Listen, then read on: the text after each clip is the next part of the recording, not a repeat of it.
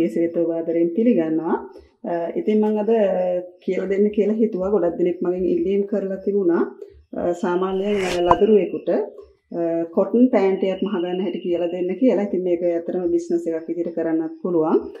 චීත්ත, පොප්ලින්, මල් පීස් වගේ ඕනම සැහැල්ලු අමු රෙද්දකින් මේක කරගන්න පුළුවන්. චූටි වෙලාවක් යන්නේ අනිත් එක පුංචි වේදමක් යන්නේ. ඉතින් වෙනද වගේ මම චීත්ත පාවිච්චි කරනවා. ඒත් එකම ඔයගලන්ට මම වෙනද පෑන්ටි මහාකට පාවිච්චි කරුව මේ ඩොට් ලේස් එක ගන්නත් පුළුවන්. ෆෝල්ඩ් එක ගන්නත් පුළුවන්. නැත්නම් ඉලාස්ටික් ගන්න පුළුවන්. කුඩාම දරුවෙකුට කරනවා නම් මේ චූටිම ඉලාස්ටික් එක ගන්න මතක තියාගන්න. ඉතින් මේකට මිමි ගොඩක් ගන්න නැහැ අපි. එක මිම්මයි ගන්න. සාමාන්‍යයෙන් ඕනම වයසක කෙනෙකුට ඒ එක මිම්මෙන් මේ පෑන්ටියක් කොටන් පෑන්ටියක් මහන හැටි තමයි මම අද කියලා දෙන්න යන්නේ. බලමු අපි ඒක කරන හැටි. මම හිතුවා කොලයක කරලා පෙන්නන්න. මේක මොකද රෙද්දි කරපුවම ඔයගලන්ට පැහැදිලි වෙන නිසා. නමුත් රෙදි කොටසෙත් කරගන්නවා නම් මේ කොලේ නවන ආකාරයට ඒ විදිහටම කරගත්තා නම් ඔයගලන්ට ගොඩක්ම ලේසියි. දැන් මම මේ කොලේ නමන හැටි කියලා දෙන්නේ. දැන් මේක මේ උස පැත්ත මෙහෙම දෙකට නමලා රෙදි කොටසෙත් මෙහෙමමයි කරන්නේ. මෙහෙම දෙකට නමලා නැවත අපි මේක මෙන්න මේ විදිහට නමලා එතකොට දැන් මෙතන තියෙනවා කොටස් හතරක් තියෙනවා. කොටවල් හතරක්. මේ පැත්තට තියෙන්නේ නැම්ම. නැම්මේ මේ යටත් තියෙන්නේ නැම්මවල් දෙකක්. මෙතන ඉඳන් තමයි අපි බ්ලොක් එක නැත්තම් රෙද්දෙම අදින්න පටන් ගන්න. මේ උඩ ඉඳන් බලමු. මේ මම කරන්න යන්නේ උකුල් වට 24 ප්‍රමාණයේ පෑන්ටි එක. එතකොට අපි මෙතන නැම්මවල් දෙකක් තියෙනවා මේ යට. මෙතන ඉඳන් ඉහළට ලකුණු කරනවා අපි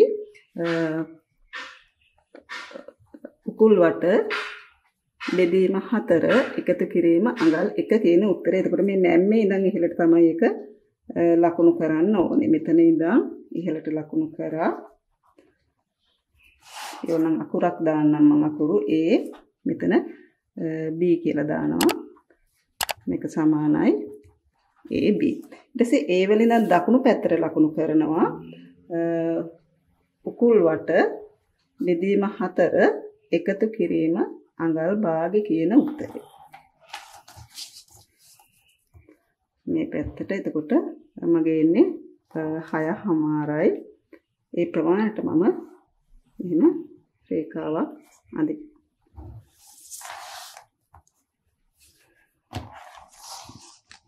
ඊට පස්සේ අපි මෙන්න මේ අපි උස ලකුණු කරපු තැන මෙන්න මේ මිම්ම ලකුණු කරපු තැන මෙතන ඉඳන් පහළ කොටස සමාන කොටස්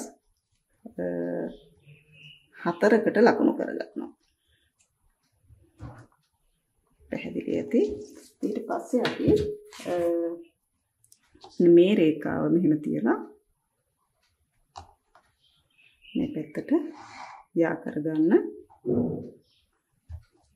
මෙතන ඉඳනොත් පහළට අපි කෙලින් රේඛාවක් ඇඳගන්නවා. මෙතනත් අපි පොඩි රේඛාවක් ඇඳගන්න මේ පැත්තට. ඊට පස්සේ අපි කරන්නේ මෙන්න මේ දුර. මෙතන ඉඳන් මේ තියෙන දුර මෙහෙම දෙකට නමා ගන්නවා. පේනවා ඇති. ඊට පස්සේ මෙතන මෙන්න මේ B වල ඉඳන් මේ පැත්තට ඒ ප්‍රමාණය ලකුණු කරනවා. කියන්නේ මේ දුර මෙහෙම දෙකට බෙදලා ප්‍රමාණය තමයි මම මේ පැත්තට ලකුණු කරන්නේ. ඒ ප්‍රමාණයම අපි මෙතන ඉඳන් මෙහෙටත් ලකුණු කරනවා. ලකුණු කරලා මේ විදිහට රේඛාවක් ඇඳ ගන්න.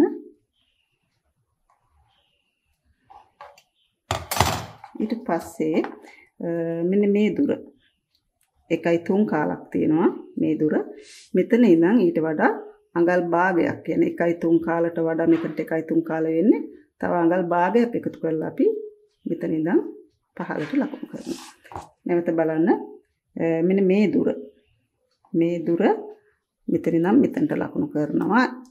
1.3 කාලයි තව භාගයක් වැඩිපුර ලකුණු කරලා මෙතන මාක් කරලා තියාගන්න. ඊට පස්සේ තමයි දැන් අපි මේකේ හැඩය අඳින්න යන්නේ. දැන් අපි කරමන් කරන්නේ මෙන්න මෙතන ඉඳන් මෙතනට රේඛාවක් ඇඳ ගන්නවා. රේඛාවක් ඇඳලා මම මේ පෑන්ටි ඉදිරිපස හදන්න යන්නේ මෙහෙම තියලා මේ කොටස මෙහෙම දෙකට නමා ගන්න මැදින් ඊට පස්සේ මෙතන ඉඳන් අඟල් 1.5ක් වගේ ඉහළට ලකුණු කරමු. දැන් සාමාන්‍යයෙන් 1.5ක් මම ඉහළට ලකුණු කරේ. මෙතන ඉඳන් ඉහළට ලකුණු කරලා මේක මෙන්න මෙහෙම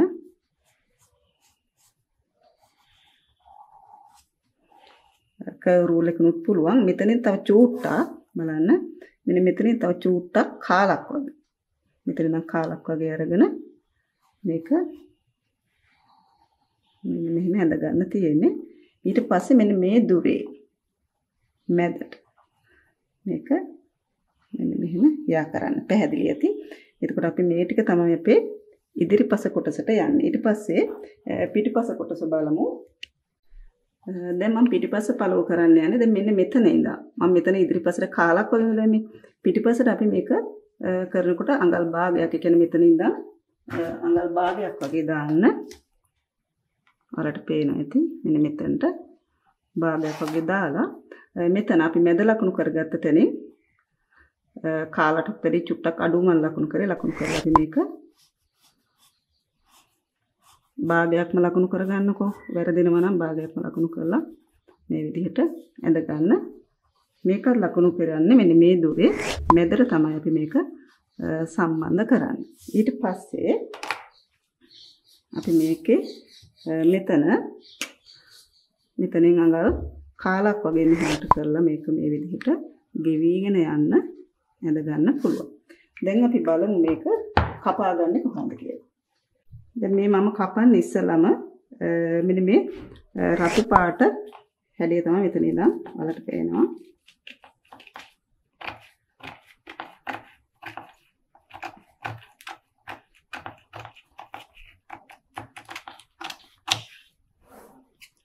රෙදි කොටසෙත් මේ විදිහට මම කපා ගන්න තියෙන්නේ.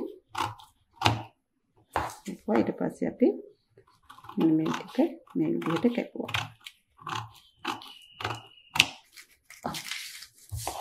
පැහැදිලිද? ඊට පස්සේ අපි මේක දිග අයර ගන්නවා.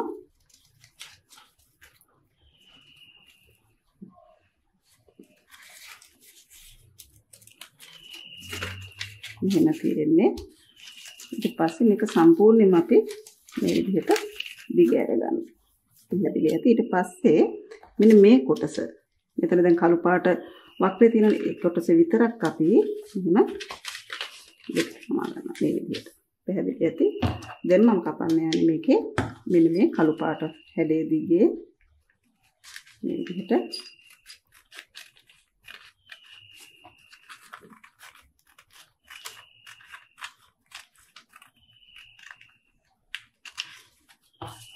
මේකේ ඉදිරිපසයි පිටිපසයි දෙකම කපලා ඉවරයි. බලන්න දැන් මේකේ මෙන්න මේ ඩොට් ලේස් එක අල්ලනවා නම් අපි මෙතනින් චුට්ටක් අඟල් කාලක හැඩයක් දීලා ඉදිරිපස මේ විදිහට ඒ වීගෙන යන්න කපා ගන්න.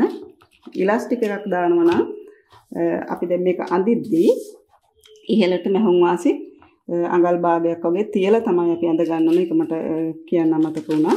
දැන් එතකොට රෙදි කොටස කපා ගන්න ඕනේ අපි. මෙන්න මේ ගානට මේක අපේ ඉදිරිපස, මේක අපේ පිටුපස කොටස. මේ විදිහටම තමයි ඔයගොල්ලෝ රෙදි කොටස කපා ගන්න ඕනේ. බලන්න. මේ විදිහට තමයි අපේ රෙදි කොටස තියෙන්නේ. ඉතින් සාමාන්‍යයෙන් ලොකු කෙනෙකුට කරනවා නම් මෙතන ක්‍රොච් පාර්ට් එකක් එකතු කරන්න ඕනේ. මේක මම ආයෙ නැවත වීඩියෝ එකකට කරන්නම්. මෙතනට තව මම පොඩි රෙදි කෑල්ලක් මෙතනට අවශ්‍ය නම් අපිට පොඩි රෙදි කෑල්ලක් දාගන්න පුළුවන්. ඒකටත් ඕන සාමාන්‍යයෙන් නිකන් මේ වගේ පොඩි රෙදි කෑල්ලක් කපලා තියාගන්න අපි.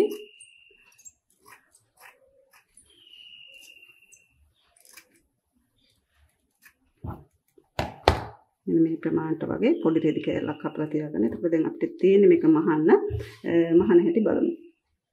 මම මේ රෙදි කෑල්ල කපලා තියෙන්නේ අඟල් 5ක් දිග අඟල් 3මාරක් විතර පළල රෙදි කෑල්ලක් කපා ගන්න.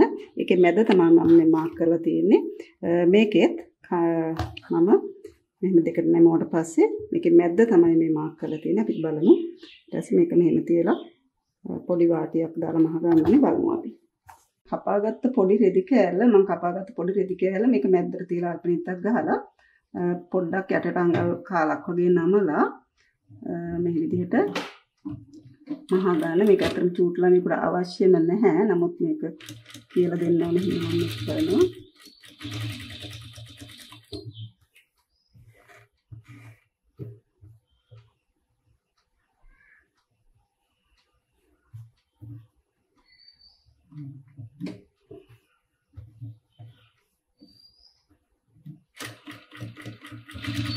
මේක අපි කපද්දි ටිකක් පළලට කපා ගත්තා නම් ලේසියි. මේක ගන්නටම මගේ අතින් කැපිලා තියෙන්නේ. පළලට කපා ගන්න.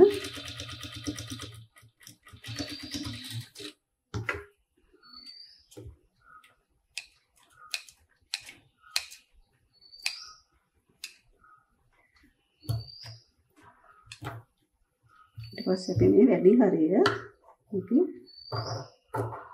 ටික කපා ගන්න.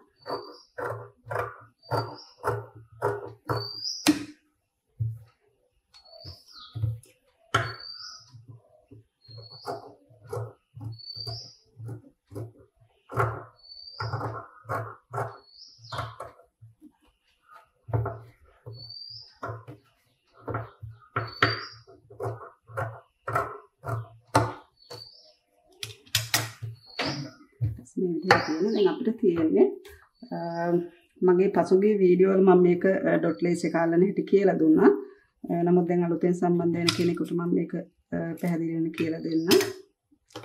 දැන් මෙන්න මේකේ ඩොට් ලේස් එකේ සාමාන්‍යයෙන් අපි මේක මහල ඉවරනම් මේ තියෙන නැත්නම් වලට තව ලේසි විදිහක් තියෙනවා. මේක වටේට ඕලොක් හරි සික්සැක් හරි කරන්න. මෙහෙම වටේටම මේ ඔක්කොටම වටේටම සික්සැක් හරි ඕලොක් හරි කරලා මේක කෙලින්ම මෙහෙම අපිට අල්ලගෙන යන්නත් පුළුවන් මේ විදිහට. නැත්නම් අපි කරන්නේ මේක මෙහෙම තියලා මේ ඩොට් ලේස් එකේ හොඳ පැත්ත මේ රෙද්දේ කන පිට පැත්ත මෙහෙම තියලා අපි පරිස්සමින් මේක මහගෙන යන්න තියෙන්නේ බලන්න. එතකොට අපි මේක චුට්ටක් මේ හරියදී අදින්න නැහැ. මේ ඊට පස්සේ අගලකදී වගේ පස්සේ අපි මේක පොඩ්ඩක් එහෙම ඇදලා මේ විදිහට මහගෙන යන්න ඕනේ.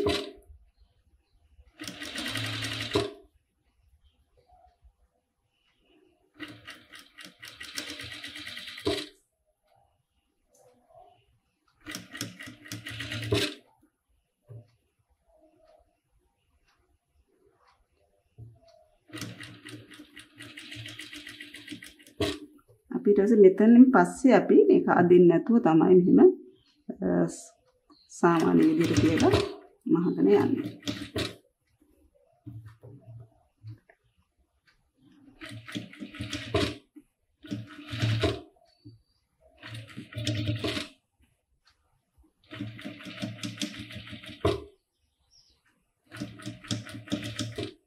ඊපස්සේ මෙතනින් පස්සේ ආයත් නැවත ටිකක් මේ ලේස් එක ඇදලා තමයි අපි මහගෙන යන්න ඕනේ.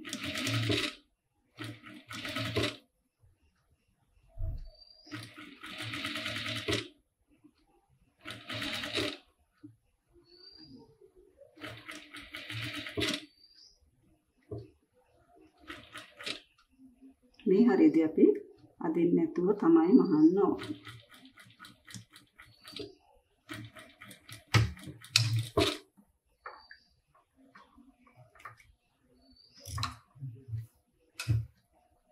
ඊට පස්සේ අපි කරන්න ඕනේ මේක මේ පැත්තට හරවන්න.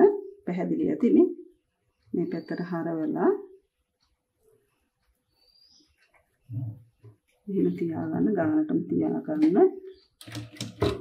තියලා අපි මේක හොඳට මේ ඇදෙන්න තියලා අපි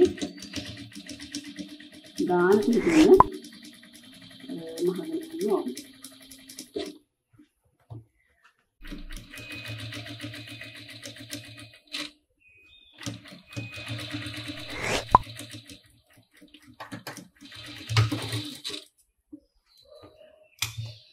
මේ කන පිට පැත්ත මේ පැත්ත තමයි අපේ හොඳ පැත්ත. ඉතින් මේ විදිහටම තමයි ඔයාලට මෙන්න මේ ටිකට මේ ඩොට් ලේස් එක සම්බන්ධ කරලා මහ ගන්න පුළුවන්.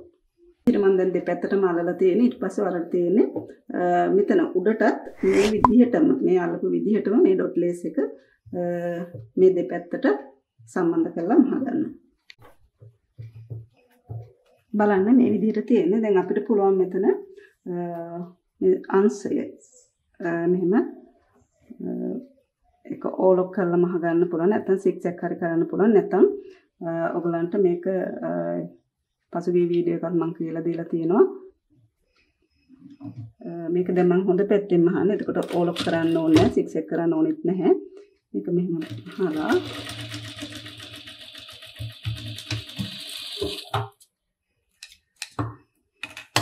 අපිට පුළුවන් මේක අපහු කන පිට පැත්ත හරවලා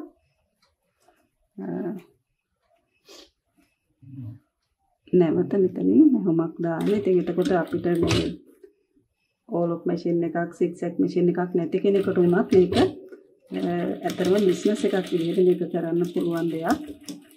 මේ විදිහට මම ස්ටෙප්පක් මහලා බලමු අපි මේක ඩමියට අන්දලා කොහොමද තියෙන්නේ කියලා.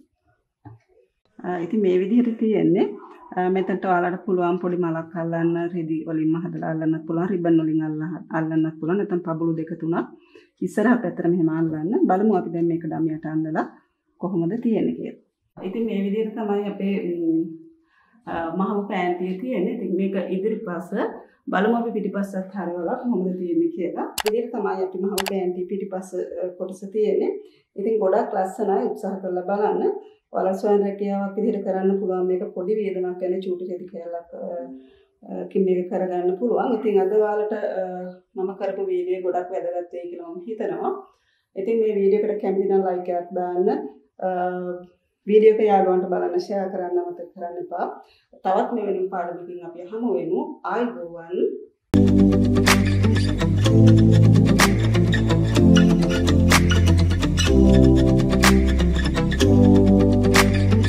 Thank you.